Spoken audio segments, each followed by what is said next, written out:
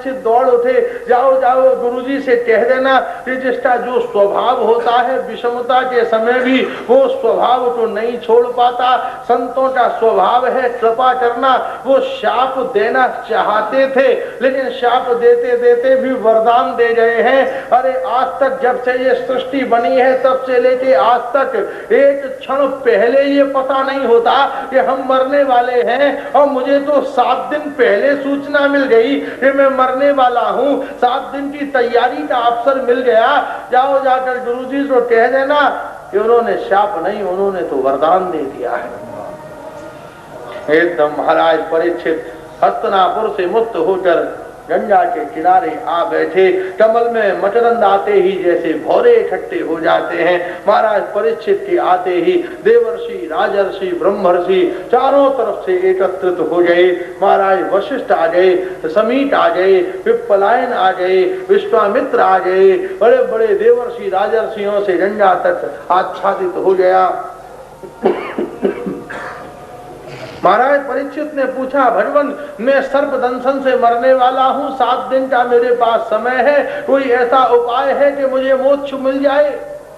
ऋषि महर्षियों ने कहा, भैया 10,000 वर्ष हो गए उल्टे लटकते लटकते, अभी भी गारंटी नहीं है कि मोक्ष हो जा कि नहीं हो जा, तो 7 दिन में आपको कैसे मोक्ष हो सकता है? चारों तरफ शोक का वातावरण छा गया। लेकिन जैसे ग्रीष्मकालीन मध्याह्न की कुमलाई हुई प्रकृति संध्या के आकाश में भगवान चंद्रमा के उदित होते ही ऐसे शीतल हो जाती है, ऐसे ही चारों दिशाओं को शीतल करते हुए परमहंस गुरुदेव सुतदेव अनायास ही अवधूत वेश में सामने से आते हुए दिखाई दिए। सबसे पहले दृष्टि जिसकी पड़ी बाबा पराशर की। बाबा ने देखा कि पौत्र चला आ रहा है, एकदम कोनी मारी, व्यास व्यास देखो तुम्हारे पुत्र चले आ रहे हैं। महाराज पराशर उठ के खड़े हो गए, अपनी बड़ी भारी जटाओं को खोलकर और गुरुदेव सुतदेव के आगमन पथ पर पामले की तरह बिछा दी। आओ पौत्र मेरी जटाओं पर चरण रखकर आओ, कहीं तुम्हारे कोमल चरणों में कोई कांटा न चुभ जाए। एक व्यवहार है जहाँ पोता बाबा को प्रणाम करता है, लेकिन एक धर्म है जब पौत्र भगवत भक्त हो जाए तो बाबा ही पौत्र के चरणों में प्रणाम करता है। कृष्ण व्यास उठ गए, दुर्वासा खड़े हो गए, महाराज वशिष्ठ विश्वामित्र खड़े हो गए, पराशर ऋभु अंगिरा वेदातिथि उद्दालक चमन पिप्पलायन बड़े बड़े देवर्षि राजर्षि खड़े होकर जय जयकार करने लगे। मंद्र मंद्र गली से गुरुदेव सुतदेव आए। महाराज परीक्षित ने एक वृक्ष की छाया में उन्हें अभिराजित किया, चरणों में वंदन किया, बद्धांजलि होकर अपने प्रश्न का निवेदन किया। भगवान 7 दिन का समय है और सांप के काटने से मरने वाला हूँ, क्या आपके पास कोई ऐसा उपाय है कि मेरी मुक्ति हो जाए? मंद्र मंद्र मुस्कुराते हुए परमहंस गुरुदेव सुतदेव कहते हैं, राजन मैं तुमसे सत्य कहता हूँ कि तक्षक ने तुम्हें काट लिया होता, उसका जहर तुम्हारे पूरे शरीर में फैल गया होता, तुम्हारा शरीर नीला पड़ गया होता, मुंह से झाग निकल रहे होते, तुम्हारा बात कफ पित्त विकृत और विचूर्णित हो गया होता, कानों में न सुनने की, आंखों में देखने की, मुंह में बोलने की, हाथ में ग्रहण करने की, चरणों में गमन करने की सारी शक्ति छिन्न हो गई होती, नष्ट हो गई होती। जो श्वास अंदर गई थी बस वही निकल कर बाहर आने वाली होती। और हे राजन मैं तुमसे विश्वास के साथ कहता हूँ, अगर उस समय भी मैं आ जाता तो तुम्हें चुटकी बजाते हुए मोक्ष प्रदान कर देता। अरे मुक्ति तो मैं तुम्हें एक क्षण में दे देता। अब तो हमारे पास 7 दिन का समय है, तुम मुक्ति की बात छोड़ो, 7 दिनों में तो मैं तुम्हें राधा माधव के चरणों की भक्ति प्रदान किया देता। तो मेरे द्वारा कही जाने वाली श्रीमद् भागवत की कथा को श्रवण करो। वैसे तो मेरा नियम है कि गोदोहन काल से ज्यादा मैं एक स्थान पर ठहरता नहीं हूँ, ये मेरा नियम है। एक गैया जितनी देर में टाड़ी जाती है उससे ज्यादा मैं एक स्थान में ठहरता नहीं हूँ, चलता ही रहता हूँ, चलता ही रहता हूँ। ये मेरा एक नियम है कि गोदोहन काल से ज्यादा मैं एक स्थान पर ठहरता नहीं हूँ। महाराज परीक्षित ने कहा, भगवान फिर कैसे संभव हो जा, क्या इतनी देर ही यहाँ ठहरोगे जितनी देर गाय दूही जाती है? बोले नहीं, इससे भी बड़ा एक मेरा नियम है। मेरा नियम है कि गोदोहन काल से ज्यादा मैं कहीं ठहरता नहीं हूँ, लेकिन उससे भी बड़ा मेरा नियम है कि जहाँ भागवत की कथा हो रही हो उस स्थान को छोड़कर मैं उठता नहीं हूँ। इसलिए 7 दिन मैं भी बैठता हूँ और तुम भी बैठो और मेरे द्वारा कही जाने वाली भागवत की कथा को श्रवण करो। और उसी समय महाराज देवताओं से लदा ठचाठच भरा विमान गंगा के तट पर उतरा। अरे गुरुदेव ठहरो, भागवत शुरू न कर देना, हम अमृत कलश लेकर आए हैं, परीक्षित को अमृत पिला दो और आप हमारे साथ स्वर्ग चलो। जिस सिंहासन पर मैं इंद्र बैठता हूँ वहां व्यासासन बनाया जाएगा, आप उस पर बैठकर भागवत की कथा कहना और हम सारे देवता आपके चरणों में बैठकर और भागवत की कथा सुनेंगे। गुरुदेव सुखदेव मुस्कुरा पड़े, हंस पड़े, बोले देवताओं कहीं तो व्यापारिक बुद्धि छोड़ा करो। महाराज कांच के बदले में और मणि लेना चाहते हो? इस खारे समुद्र से पैदा हुए अमृत के बदले में राधा माधव के कृपा समुद्र से पैदा हुए भक्ति अमृत को लेना चाहते हो? अरे भागवत स्वर्ग नहीं जाएगी, अगर स्वर्ग को भागवत सुननी हो तो वो पृथ्वी पर प्रकट हो जाए। श्रीमद् भागवत देवताओं के द्वारा भी दुर्लभ है, सुर दुर्लभ है। हम जैसे मूर्ख बिना पढ़े लिखे गंवार कह रहे हैं और संसार के साधारण जन सुन रहे हैं, ये ऐसा ही है। महाराज छोटा सा बच्चा जैसे मैया के बच्चों पर पदाघात करता है, महाराज संसार में भगवान की कृपा का यही सुफल है। जो सबसे दुर्लभ थी वो सबसे सरल हो गई, साधारण से साधारण भी उसका काम कर रहा है। अपूर्व भाव से सिद्ध बैठे, गंधर्व बैठे, विद्याधर बैठे, नाद यक्ष किन्नर बैठे, तलतल वितल पाताल जनलोट महल्लोट आदि के समुद्रवासी बैठे, त्रिभुवन भागवत सुनने के लिए अवस्थित है। श्रोता कौन है? पृथ्वी का सबसे बड़ा धनवान। और वक्ता कौन है? बोले जिसके शरीर पर लंगोटी भी नहीं है, महाअवधूत शिरोमणि परमहंस गुरुदेव सुखदेव के मुठ चंद्रमा से श्रीमद् भागवत की धारा कालिंदी कल्लोल बंतनी प्रवाहित हो रही है। अब जैसे आगे सुमधुर कथा सुनाएंगे उस सब का वर्णन फिर कल संध्या को कथा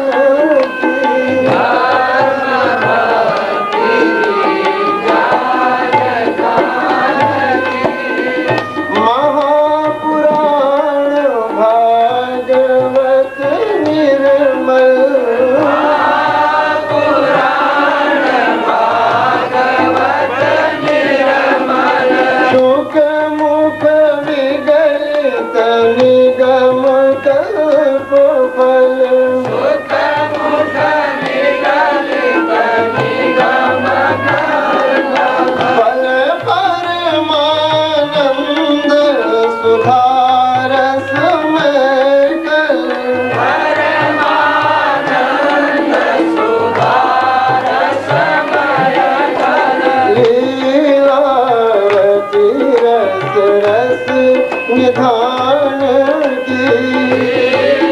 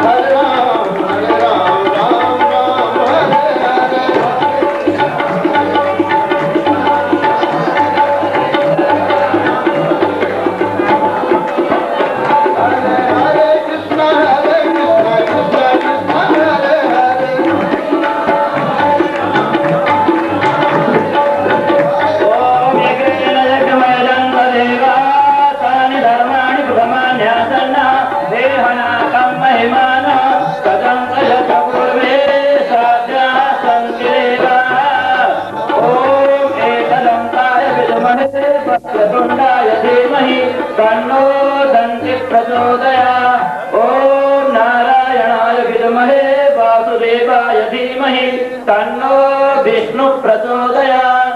ओम महालक्ष्मी च विद्महे विष्णुपत्नी च धीमहि तन्नो लक्ष्मी प्रचोदयात्। सेवन्ति तावकुलचम्पकपाटलाब्धे पूर्णागजातिकरवीररसालपुष्पै बिल्वप्रभालतुलसीदलमञ्जरीभिः त्वां पूजयामि जगदीश्वर मे प्रसीद। नाना सुगंध पुष्पाणि यथा पुष्पांजलिमया दत्तं गृहाण परमेश्वरं मंत्र पुष्पांजलिं समर्पयामि श्रीप्राण पुरुषोत्तमाय नमः। थाली में रख दी, अपना फेंके या पुस्तक में रख दी या थाली में रख दी। ओम श्री प्राण पुरुषोत्तम भगवान की जय, श्री वृंदावन बिहारी लाल की जय, श्री राधा रमण भगवान की जय, राधा द्वैत भगवान की जय, राधा दामोदर भगवान की जय। श्रीमद्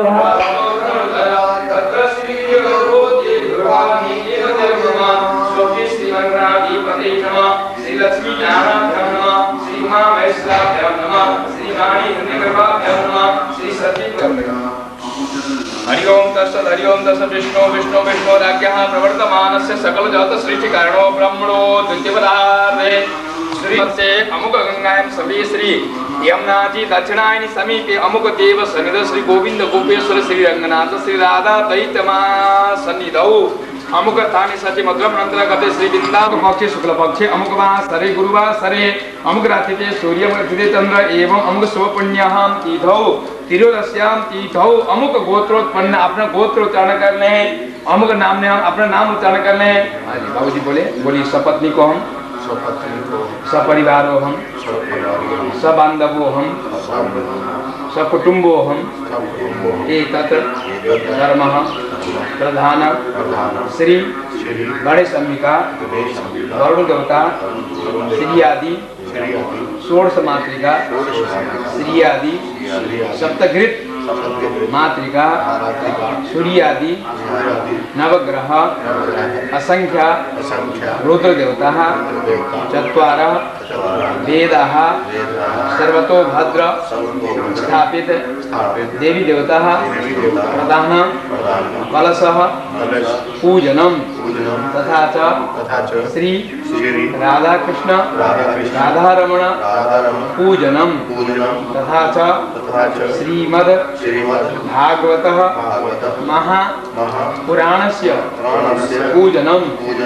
गुरु व्यास पूजनम ब्राह्मणः पूजनम मम गृहस्य अप्राप्त लक्ष्मी प्राप्त्यर्थम प्राप्त लक्ष्मी स्त्री करणार्थम सर्वाबाधः निवृत्तः पूर्वकम आध्यात्मिक आदिदैविक आदिभौतिक त्रिविधः आचारः निवृत्त पूर्वकम मम पितरौ भगवतः चरणारविन्दः मोक्ष प्राप्त्यर्थम तथा च मम श्री राधा कृष्ण राधारमण चरणारविन्दयो अविचल गतिरति भक्ति तथा च सकलः कामना सिद्ध्यर्थम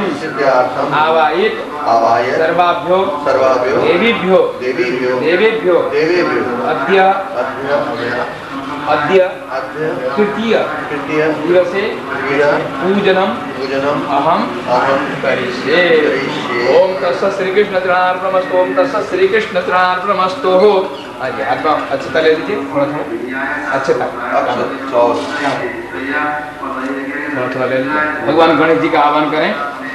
ओम गणानां त्वा गणपति गं हवामहे प्रियाणां त्वा प्रियपति गं हवामहे निधीनां त्वा निधिपति गं हवामहे वसो मम अहम जानि गर्भधाम तम जासि गर्भधाम।